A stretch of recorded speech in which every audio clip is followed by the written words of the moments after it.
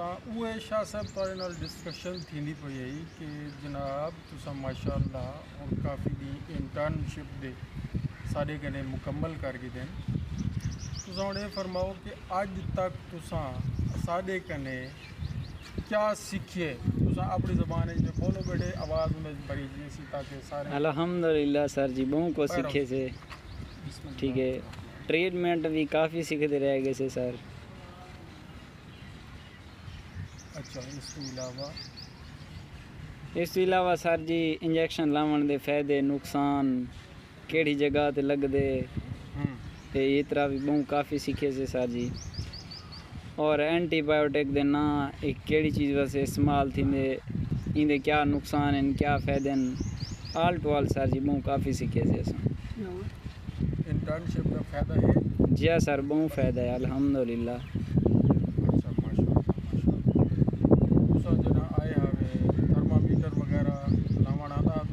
कहना सर मेरे तो चेक करान डा के नाम दाई बुखार हुण अल्हम्दुलिल्लाह समझ आ गई जी अल्हम्दुलिल्लाह। मंझ गांव दे विच नॉर्मल दर्जा हरारत जिहड़ा है फरहान तुसां भी नोट करो मुबशिर शाह जी तुसां भी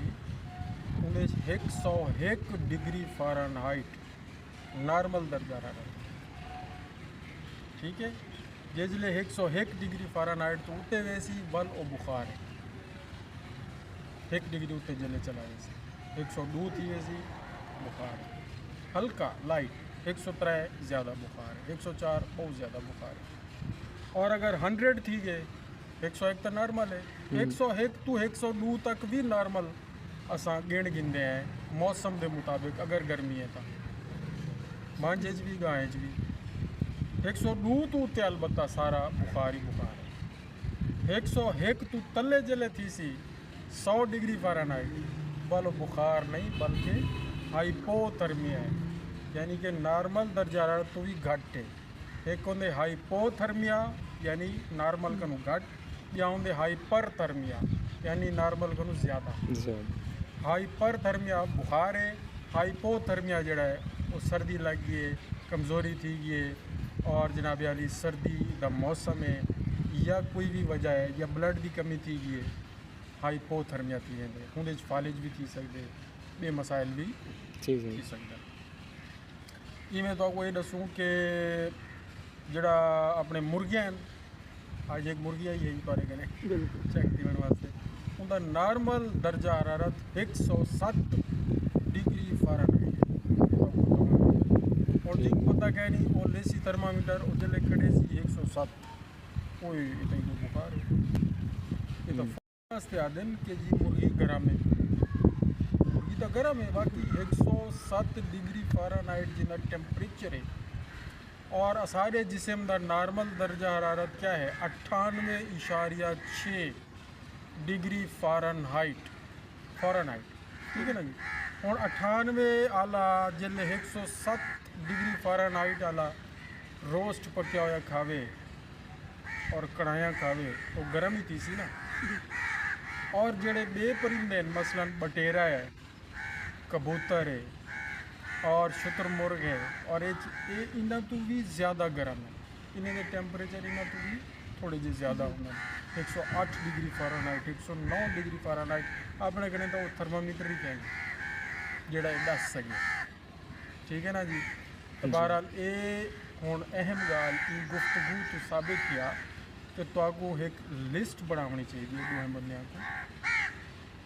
जिंदे लिखसो गाय भैंस भेड़ बकरी ऊँट गधा घोड़ा कुत्ता बिल्ली ठीक है ना जी खच्चर ये सारे जानवर लिख जिनसो एक लिस्ट लाइन उन्हें अगू लिखसो नॉर्मल दर्जा हरारत सब का कितना है अगले खाने सारे का नॉर्मल दर्जा हरारत जड़ा है नोट करे सो वाल उस अगले खाने लिख सो बुखार या हाई टेम्परेचर या फीवर या हाइपरथर्मिया उन्दे लिख सो भाई बुखार किस टाइम होता ठीक है ना जी बुखार वाला एक खाना बना गिनसो एक नॉर्मल वाला खाना बना गिनसो ये तुम्हारी असाइनमेंट देखो ना जो डिस्कशन थी चीज़ा सामने आने नवी असाइनमेंटा आगे, कोई आसान केस आ गए, कोई ड्रेसिंग वाला वूंड ड्रेसिंग वाला केस आ गए, कोई स्वेलिंग वाला केस आ गए, एनी कोई भी है उन्हें नोट करो लाजमी, डेट पाओ, जानवर लिखो, उनकी एज लिखो, उनका सेक्स यानी जिन्स, उनकी जेंडर जी जिन्स आते वो लिखो, मेल है या फीमेल है। उन्हें बाद उन्हें अलामात लिखो बीमारी दियाँ, 2-4-5 अहम अलामात लिखो, उनका टैंपरेचर उन्हें होवे, ऑफ फीड है, खाना पीना पे कैनी खाना पीना पिया, पेशाब आना पे, गोबर आना पे, मेंगड़ियाँ आनिया पे कैनी आनिया पिया, कामड़ पीवण छोड़ गए, अच्छा चारा क्या खाने, खुराक क्या खाने, उनकी पूरी हिस्ट्री नोट करो। उन्हें बाद उन्हें अलामात नोट करो, हिस्ट्री नोट करने के बाद अलामात नोट करो। उन्हें बाद थर्मामीटर भी लाओ, स्टेथोस्कोप साढ़े कने मौजूद है वो भी लावण सीखो।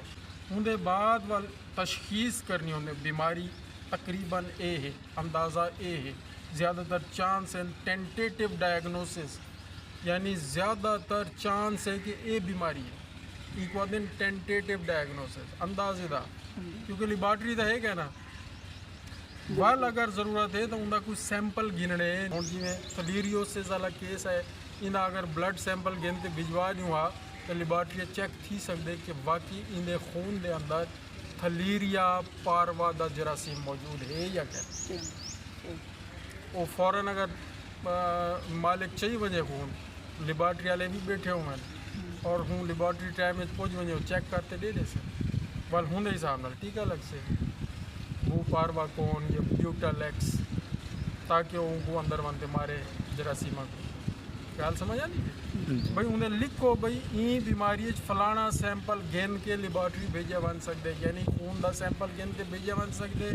कई बई बीमारी है तो उन्हें फिकल सैंपल गिन के भेजा बन सकते, भेजो या ना भेजो एक अलग गाल है, लेकिन लिखो तो सही केस है कि भाई इनका सैंपल फलाना गिन के चेक करवाया जा सकता है।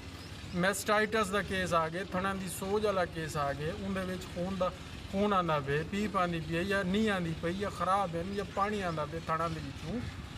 उनका सैंपल लिखो, इन्हें मिल्क सैंपल भेजा बन सकते, चेक किया बन सकते लिखो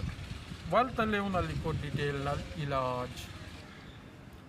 वो जड़ा इलाज असा इतना करूँ वो लिखो, जड़ा असा उन्हें को लिख के दीते वो लिखो।